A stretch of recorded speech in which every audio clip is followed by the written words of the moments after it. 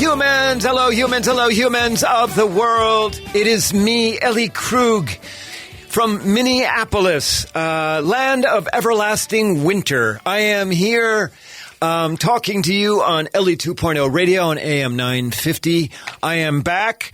I am here. I am, if you are on Facebook Live right now, I am live to you. And if you're not on Facebook Live, you're hearing me a week later. So, but at any rate, I want you to know I am here, still in the midst of this crisis. But you know what? We're going to make this a relatively normal show. Unfortunately, it's a talking head show because it is extremely difficult to get guests to come on the show right at the moment.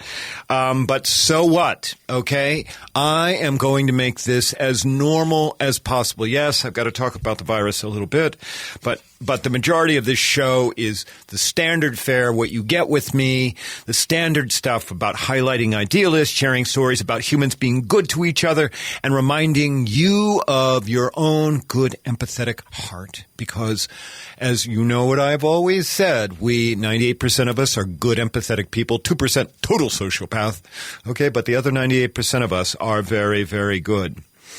And so, let's begin with our featured idealist. In 1959, Catherine Hamlin and her husband Reginald, who lived in Australia at the time, born in Australia, were both doctors. Together they answered an ad, literally an ad in a medical journal.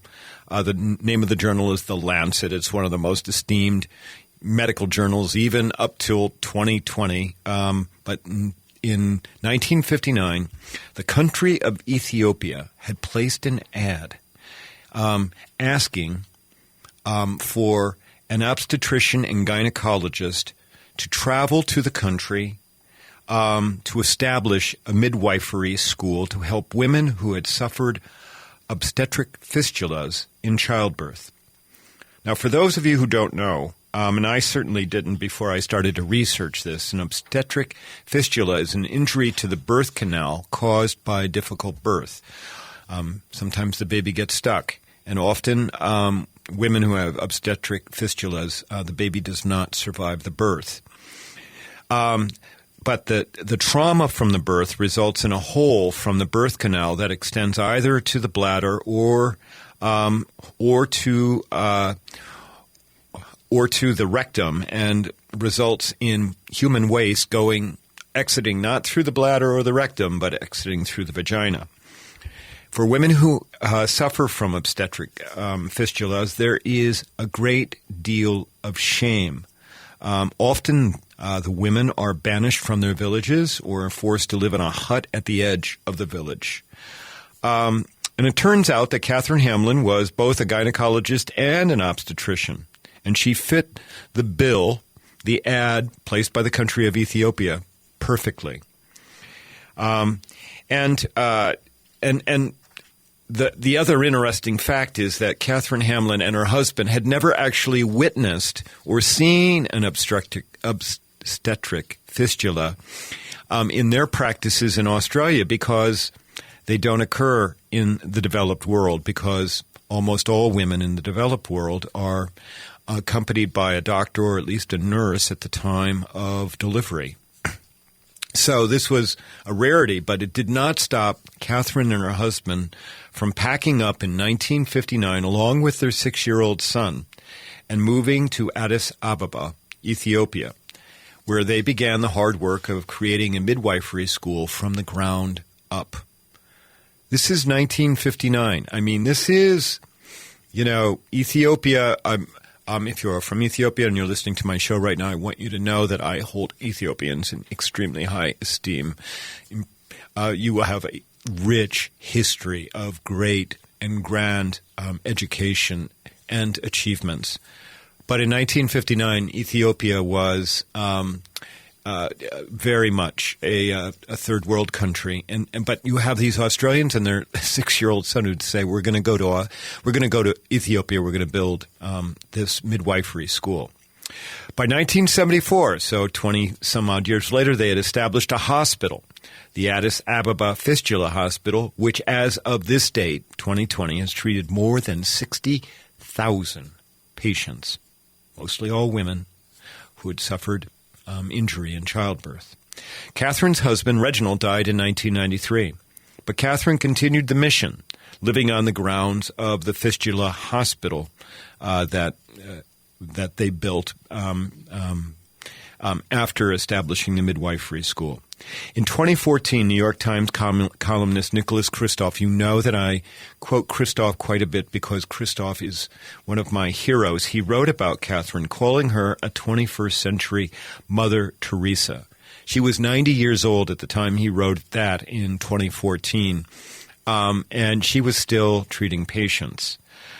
She had, in fact, the country of Ethiopia had nominated her for a Pulitzer Prize, the Pulitzer Peace Prize, although she did not get it. She's gotten a whole lot of other awards, and if you just go to Wikipedia, Catherine Hamlin, Hamlin, you'll see all the awards that she's gotten. One of the hallmarks of Catherine's work was that she empowered the very women that she had helped. So some of her patients went on to become midwives themselves, and they returned to rural areas in Ethiopia, or they actually taught in the Fistula Hospital. And that's all very important because even as of today, 85% of all births in Ethiopia occur without a doctor or a nurse present. So having a midwife who is trained on how to prevent fistulas from occurring is incredibly important. So just imagine you and your family answering an ad in a magazine, traveling thousands of miles to a strange place, and then devoting the rest of your life to that new place. Frankly, that's what some idealists do. And you know what? Catherine was such an idealist. Catherine died on March 18. At the age of 96. We lost a really, really good one when she passed. Remember that name, please. Catherine Hamlin, idealist, adventurer, human. Really, really great. Thanks. All right, when we come back from the break, I'm going to give you some good stories about how humans are good to each other and talk a little bit about universal basic income, which is being kicked around right now by the Senate. And let's talk a little bit about that. If you like what you hear, visit my website at elliekrug.com. Email me at elliejkrug@gmail.com. I would particularly love to hear from you right now because I would love to know what you're interested in hearing me talk about. All right, now we'll have an outtake music, and we'll be back in a minute.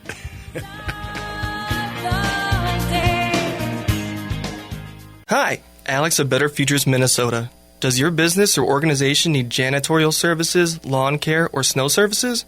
Obtain a free, no-obligation estimate from Better Futures, Minnesota when you mention that you heard about us on AM 950. Our supervised, hardworking, and affordable crews will handle your interior and exterior building and property maintenance needs while you help men in your community transform their lives and walk on a positive path to success. It's a win-win. To learn more, go to betterfuturesminnesota.com under Business Services. Brending Electrolysis on Grand Avenue in St. Paul has been a leader in permanent hair removal for people of all skin types and backgrounds for over 30 years, celebrating diversity and priding themselves on finding the right treatment plan for each client's individual needs, regardless of race or gender. Services include electrolysis, body waxing, facials, microneedling, and permanent makeup. Book your 60-minute complimentary consultation, including a 15-minute treatment today for beautiful, lasting results. Visit brendingelectrolysis.com. How long till my soul gets it right? Did any human being ever reach that kind of light? I call on the resting soul of Galileo, king of night. And we're back on AM 950, Ellie 2.0 Radio. I'm here. Oh, and by the way, we've got people on Facebook Live watching. Hey, I'm going to do a shout out to Curtis, Rachel, and Brian. You sent in comments. Thank you. Thanks for watching. Thanks for being here. We are doing our best to give you a degree of normalcy today because I think we all really need it. And so, you know, my normalcy is is reminding you about how good humans are. Because, it's very difficult for us at times to remember that. And even what's going on right now, I'm seeing wonderful videos on Twitter about people playing music. I saw yesterday about, some Spanish policemen playing music in the middle of a street and dancing around. It was wonderful. But we need to remember that all of us are good. I mean, and so here's a great story, okay? This is from CNN. It's a story about Goldsboro, North Carolina police officer named Michael Rivers. So last month, Michael Rivers was on patrol and saw a woman on a corner. You know how we see people on corners asking for handouts. I can't come up with another phrase other than handout, and I don't want to be demeaning or marginalizing by using that phrase. But the woman had on her shirt, homeless, the fastest way of becoming a nobody. So Michael is on patrol. He sees her and, catches her eye, and they both kind of do hey, and then Michael, turns the corner and drives away. But there was something about the woman, and then there was something about Michael's empathetic heart. Now remember, Michael, Goldsboro, North Carolina police officer. There was something about Michael's empathetic heart that made him go back to the woman. He goes back, he rolls down the window, and he says, hey, have you had lunch yet today? And she said, no. He said, I'll be right back. So he proceeds to a pizza place. He orders 2 pizzas and a couple of sodas, and he goes back to the woman. And they sit down and they talk. And we know this because somebody, just a random citizen, drove by and saw Michael sitting on the ground. He's got his, I'm going to just describe for you now, he's sitting on some kind of a box with his legs crossed. He's got a pizza box in one hand and a soda in the other. And the woman, she has a pizza box on her hand and the soda's at her feet, and they're both engaged talking to each other. They talked for about 45 minutes, and Michael discovered that the woman's name was Michelle. We don't have a last name. And that Michelle and her husband were homeless. In fact, Michelle's husband was across the street at another, the other part of the intersection asking for handouts. Michelle shared that she had a 23-year-old son on his own, and then had a daughter, a 12-year-old daughter who was in foster care who had liver disease. Now remember, one of the things of my work is that you can never tell somebody's story simply by looking at them. I've got a twist for that with you in a second, but you can't. You don't know simply by looking at one what all they are struggling, what all they have on their plate, what all they are contending with about surviving the human condition. So Michael and Michelle have this conversation for 45 minutes, and then Michael, he drives away, and he says that he realized that both he and Michelle had something in common. That commonality was, and is, that both are other in our society. Homeless people certainly are shunned. Many shun them and blame them that being homeless is their fault. Of course, cops, police officers are all thought of as bad apples. And of course there are police officers that, shouldn't be cops. But the vast majority of police officers are on the job. They're doing their work because they care about humans. And the great thing that Michael said is that, his work, the way he comes to work is that he's not intent on ruining anybody's day. Quote, Michael said this, quote, I come to work and my method is, who can I bless today? Who can I make smile? I'm not the one some other away and put them in jail, unquote. Now, and the other great aspect of this story is that this was not a staged event. I mean, it was a passerby, just a random citizen who saw this going on, because it's kind of odd to see a cop sitting on a street, corner on the ground having pizza with a single person. And the thing that I love about it is that it was not staged. It just happened. And the passerby put it on their Facebook page and said, look at this, what's going on in our community. Look at how our police officers engaging with members of the community like this. And then, of course, the police department saw it. And then, of course, it kind of goes viral. But I loved that it was not intentional for Michael to do this. He was just doing it out of the goodness of his heart. And so that part I love. Now, here's the twist for you, my listeners, okay? Because I've been sharing with you for the last, 8 or 9 minutes, 7 or 8 minutes, about this police officer named Michael Rivers out of Goldsboro, North Carolina, and a woman named Michelle, who's homeless. I've been sharing with you, listeners, as I've been sharing with you, in your mind, what color of skin did you visualize Michael Rivers having? And what color of skin did you visualize Michelle, the homeless person, having? And if you thought Michael Rivers was white color and Michelle, the homeless person, was of a different color other than white, you're wrong. Michael Rivers, African American. Michelle, as white color as they come. Think about that. If you had put the colors the other way around, just think of what society has taught you and me and continues to teach us.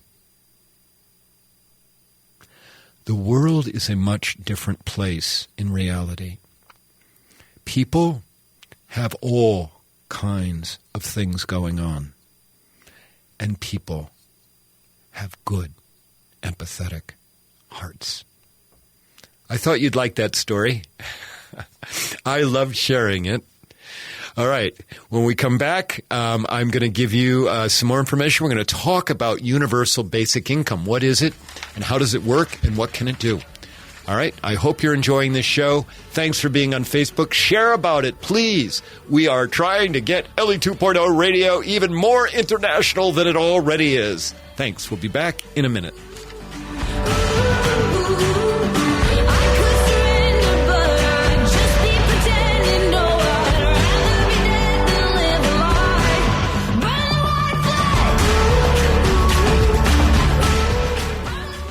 Brending Electrolysis on Grand Avenue in St. Paul has been a leader in permanent hair removal for people of all skin types and backgrounds for over 30 years, celebrating diversity and priding themselves on finding the right treatment plan for each client's individual needs, regardless of race or gender. Services include electrolysis, body waxing, facials, microneedling, and permanent makeup. Book your 60-minute complimentary consultation, including a 15-minute treatment today for beautiful, lasting results. Visit brendingelectrolysis.com. If you're looking to save money on your home or building improvement project, check out Better Futures Minnesota's reuse retail warehouse in South Minneapolis. We carry salvage building materials such as cabinetry, flooring, plumbing fixtures, appliances, lighting, and more, saving you money and saving the planet by keeping these items out of the landfill, by giving them another life.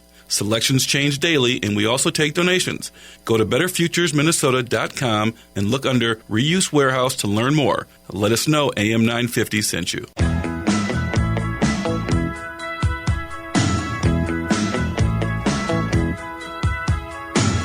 she was lying in the grass, and she could hear the highway breathing, and she could see an earmark. And we're back on AM 950, Ellie 2.0 Radio. You're listening to me, Ellie Krug, giving you a strong dose of normalcy. And I hope that you are enjoying that, okay?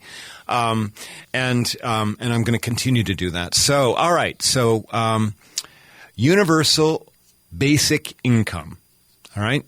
For many people, that was a phrase that folks did not had never even heard of before Andrew Yang got into the presidential election. But that was one of Andrew Yang's big things. His big thing was that we give every American $1,000 a month. Just $1,000, basic income to live on, and see what that would do to transform the economy and transform the country and the living standards of all Americans. Andrew Yang, no longer in the presidential campaign, but this idea about universal basic income actually is a real idea. It's actually been tried in Stockton, California. And there's a piece in the Guardian that I came across, and I don't have the date of it, and for some reason, the name of the author is, I think it's Louis Beckett, is a little blurred. But there's a Stockton. You may not know this, but Stockton has its serious challenges. Stockton, California has its serious challenges around disparities and very serious challenges, as well as crime. And what the 29-year-old mayor, yeah, you just heard that right, Mayor Michael Tubbs, the 29-year-old mayor of Stockton, California, was that he was able to get the city council to go along with the idea of basic universal income for a test group of people. And the test group of folks is 125 people. So this is since February of 2019. They began to give 125 local residents $500 a month to spend on whatever they chose. Now, the trade-off was that these residents had to continue to go to focus groups and answer questionnaires and all that kind of stuff about what they spent that money on, but no strings. They could spend it on whatever they wanted to. And that experiment continues to the future. I mean, to right now. What they found was that people did not waste that money, and that, in fact, that $500 every month, folks have been spending it very rationally.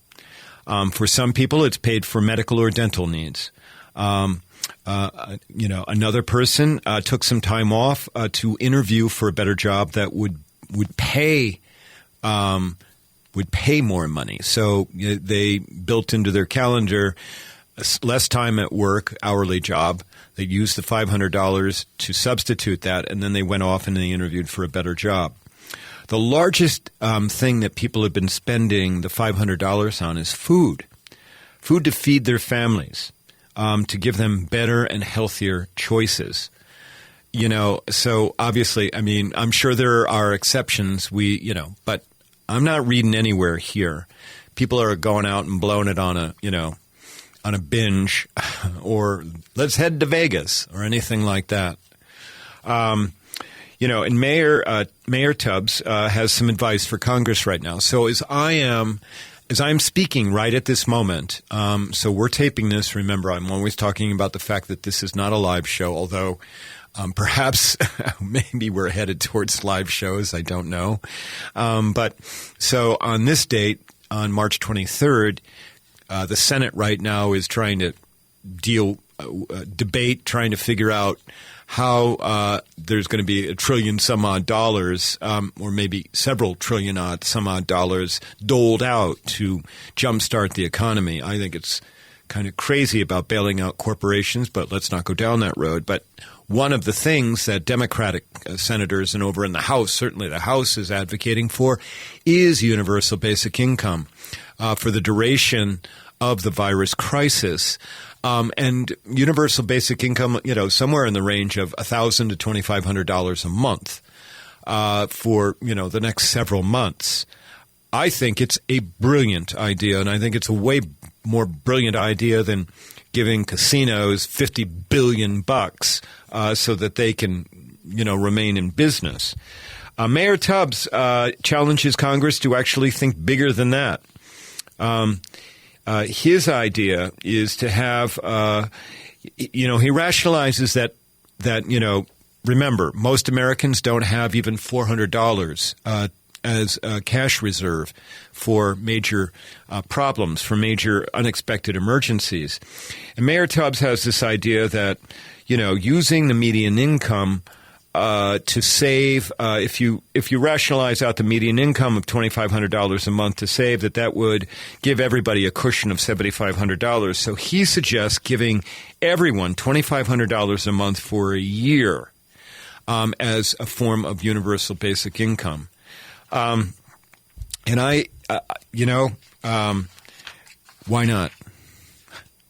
Why not try it? Because whatever else we've been doing is not working. One of the things that we're seeing right now, remember, I'm trying to give you a normal show, but I have to talk about this. One of the things we're seeing right now is how the disparities in our country are just absolutely coming back to haunt us. And I've got to tell you, it is getting more and more uncomfortable for me to see people who are homeless, more and more uncomfortable for me to see people who are working two jobs, hearing about them working two jobs that are minimum wage.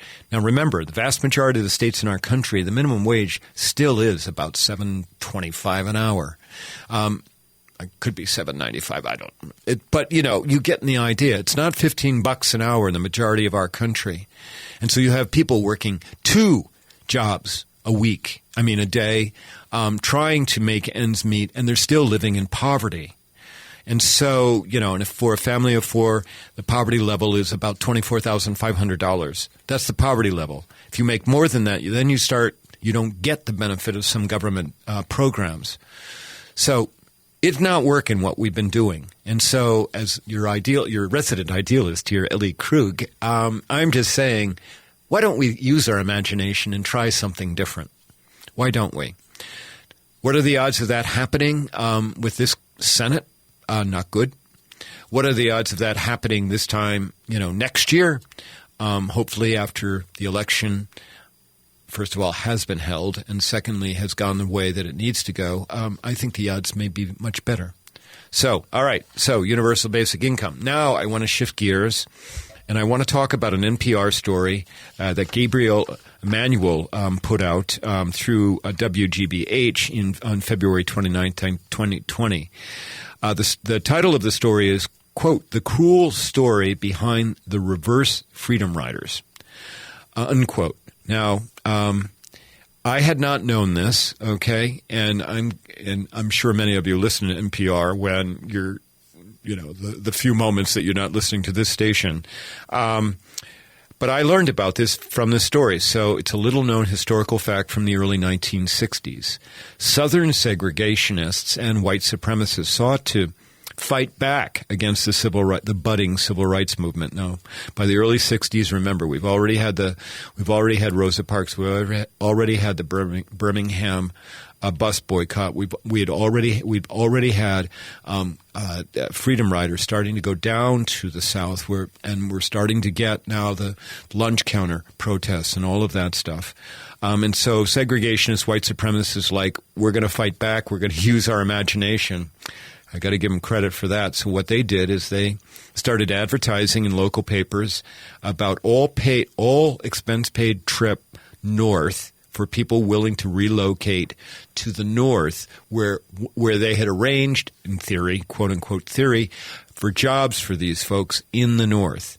And what they did is they targeted African-American families where it was single mother with children, or persons with criminal records, because the idea was the segregationists wanted to send these people north, where they would be a quote-unquote burden on the welfare system in the north.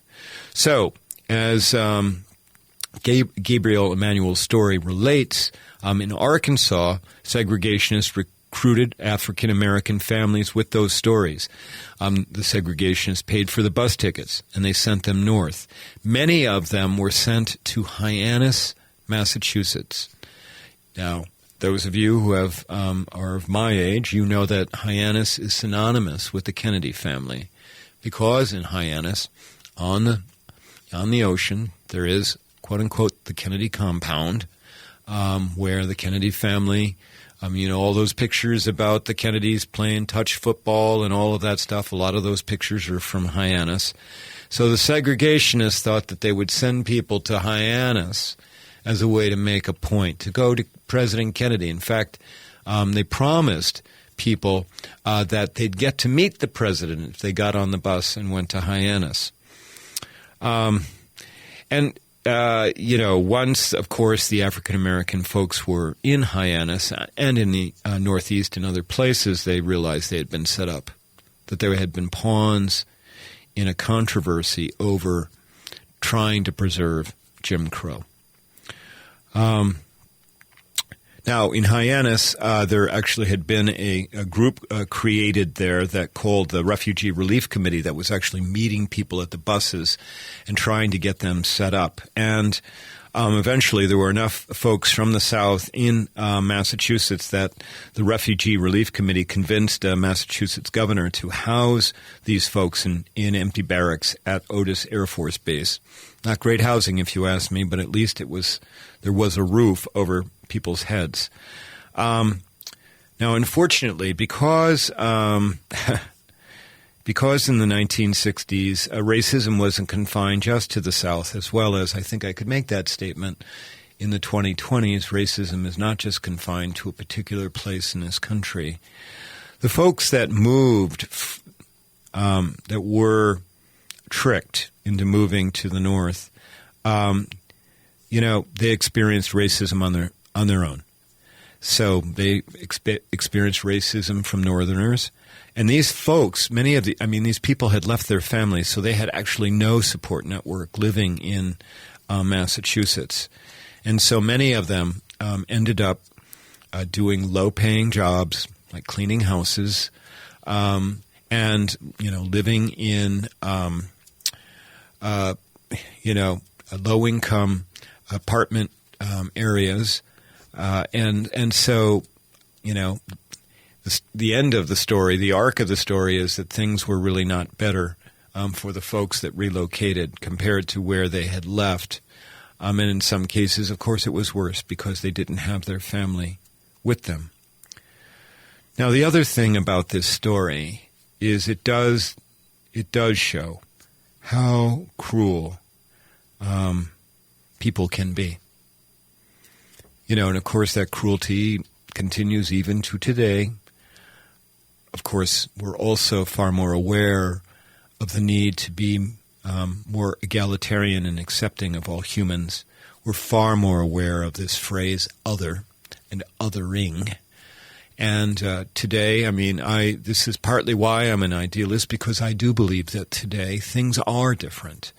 Who knows how much different they're going to be after we get past this crisis. But I do believe that people are from my work going across North America of speaking about how to be more welcoming to anybody who is other, and me seeing the reactions of people in audiences about how engaged they were with my work and with my words, and how, even today, before I did the show, I have 2 emails from people saying, Ellie, I'd like to share this with you because this reminds me of something that you would say about how humans are good to each other and how we can get past all of our differences.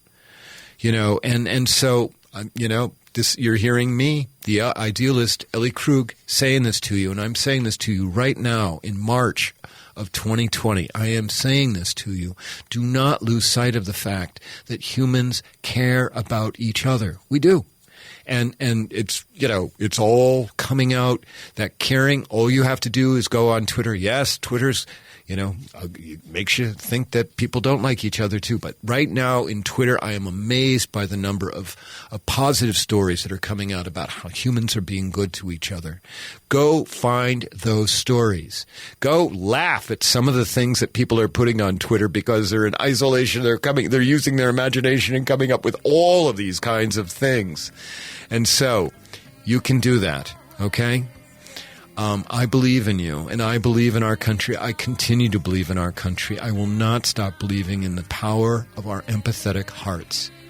Okay, when we come back, I'm going to give you my C block, share a little bit about something about paying something forward, and give you a little bit of a cheerleading, okay? All right. You're listening to me, Ellie Krug, Ellie 2.0 Radio, live and real, at least on Facebook. Did you know there's deconstruction funding available now for homeowners and contractors in Hennepin County? If you are embarking on a remodel or teardown this year, consider hiring Better Futures Minnesota's deconstruction crews instead of demolition. By taking a house or building apart by hand instead of destroying it with heavy equipment, the materials can be reused or recycled instead of going into the landfill. It is much more cost-effective and is a carbon-neutral solution.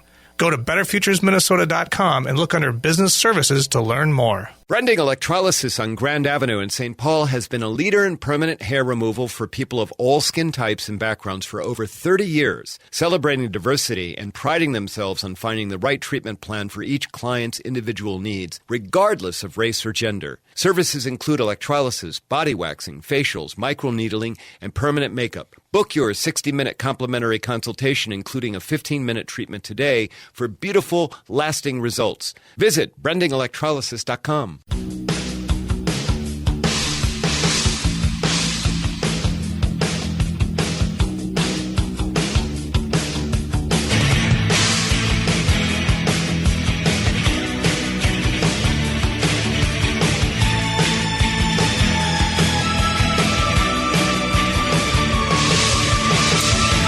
We're back on AM 950.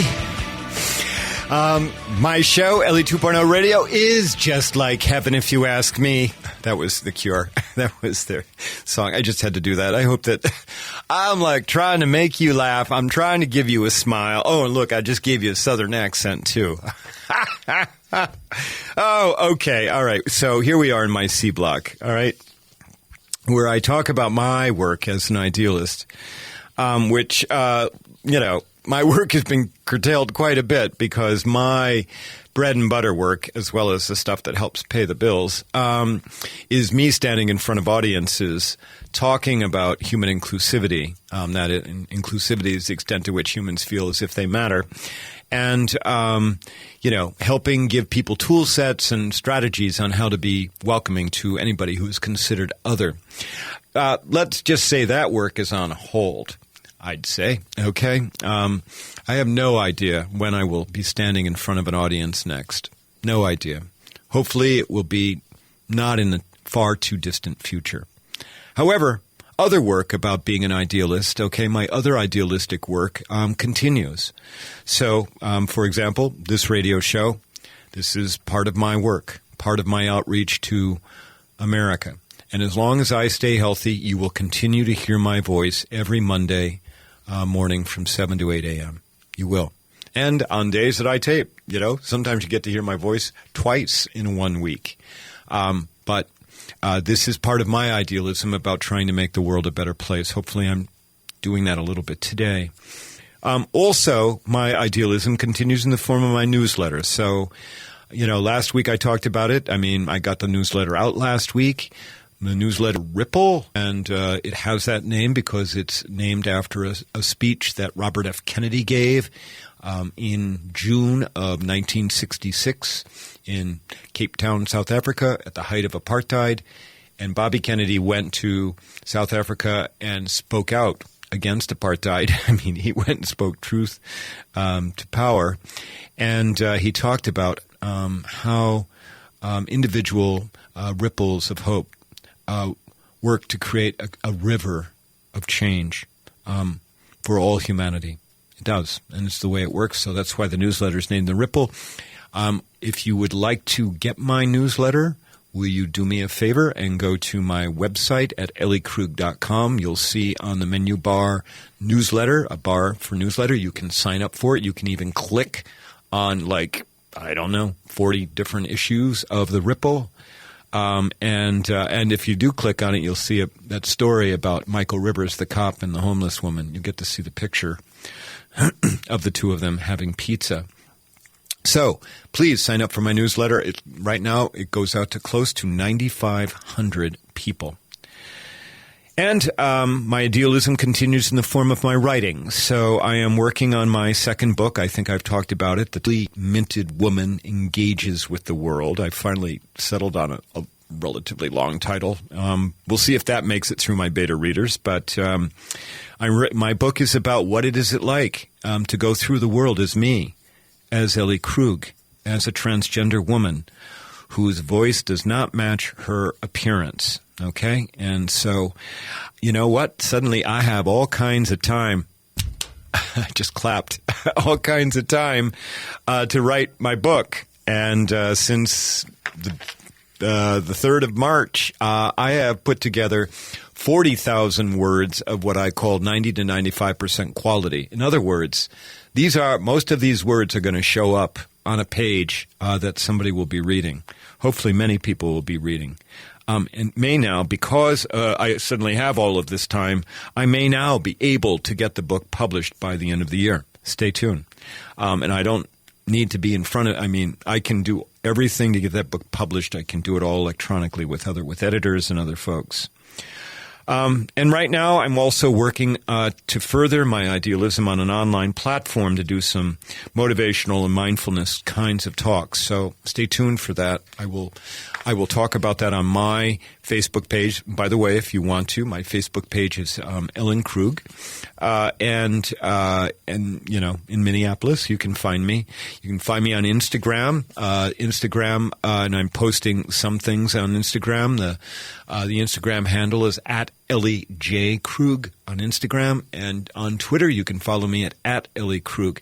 Now, if you follow me on Twitter, you're going to see that I'm a little bit more strident in the things that I write about on Twitter. So there you go. Let me share just a story about paying something forward, okay? Now, those of you who have read my book, Getting to Ellen, okay, you know I write in that about having a fast food addiction. Yes. There are a number of things that I'm just kind of addicted to, okay? One of those is McDonald's. I know, sorry. And every once in a while, Burger King. They have wonderful onion rings. And rare once in a while, Taco Bell. But McDonald's is my bread and butter. And last week, I was out. I had to go do a favor for my daughter. That had me going to the post office because I didn't want to run out of stamps. And it happens that there's a McDonald's close to where the post office was that I went to. And you know what? I'm like, Ellie, we're going to give you a little reward today. Let's be good to yourself, Ellie. Okay? And I'm like, okay. So I went over to McDonald's. And of course, the restaurant's not open, but the drive-through is. And, it was a little crowded. And I just like, Ellie, this Big Mac is going to be worth it. Just settle down. Just get in line. And I did that. So I ordered the Big Mac. And it was one of these fast food, McDonald's where you have two different lines where you can order, and then, you got to kind of do that merging, from one line to the other. And I was on the outside line. There was a big white pickup truck. No, I don't know if it was a pickup. It was maybe a Suburban in front of me or on the side of me. And it came time to merge, okay? And it was my turn to merge. But guess what? That truck got ahead of me. And I'm like, oh, I didn't appreciate that. And so, of course, that truck goes up. It goes up to the pay window. And then there was the window past that where you get your food. We're all inching. That truck goes to the pay window. It goes forward. And then I go to the pay window, and the McDonald's person behind, with the little headset on, says, I'm not certain. Were you the one with the Big Mac and French fry? And I said, yes, that's me. I said, that truck cut me off. That's why you're uncertain. And you know what the McDonald's person said? She said, they paid for you, Ellie. Oh, well, she didn't know my name was Ellie. She said, they paid for you. I'm like, what? She said, they paid your bill. And it was like $8, something like that. And I'm like, holy cow. So the truck knew they had cut me off, and apparently they felt bad about it, and they paid for my meal, which I thought was darn decent, really decent. And, of course, everything changed, and I just snapped my finger if you didn't hear that. Everything changed in that second about how I viewed that driver of that big white truck, big white Suburban. And at that moment, as I heard this, I'm holding out, my money to pay for my food. And I said, okay, how much what is the person behind me getting? And she said, well, it was an orange juice and an egg McMuffin or something. I don't know. I guess you can still get that at lunchtime. I said, how much is it? And it was a little bit more than mine. I fished out another one out of my purse, and I gave it to her, and I said, okay, I just paid for the person behind me. And the young McDonald's person got wide eyes and said, really? And I'm like, yeah, really. Paying it forward. Okay, I've got not much time left. I just want to tell you this, okay? The virus will not take our compassion. It will not take our hearts. The virus will not take our love. It will not take our souls. And it will not take your grit or your resiliency. I care about you. If you need someone to talk to, email me at elliejkrug@gmail.com. We will set up a call. We will set up some kind of Zoom. We will do that. I mean that because I care about you. I am here for you. A big thanks to my sponsors, Brending Electrolysis, and to Better Futures Minnesota. A big thanks to my producer, Brett Johnson. Now, we're all hearing about our heroes, okay? Brett Johnson, the guy who comes in here and is doing these shows, producing them, he is a hero. Give him a shout out on Facebook, would you please? To you, my listeners, I care about you. I'm here for you, and I will be back next week giving you some normalcy. Take care and be well. Bye-bye.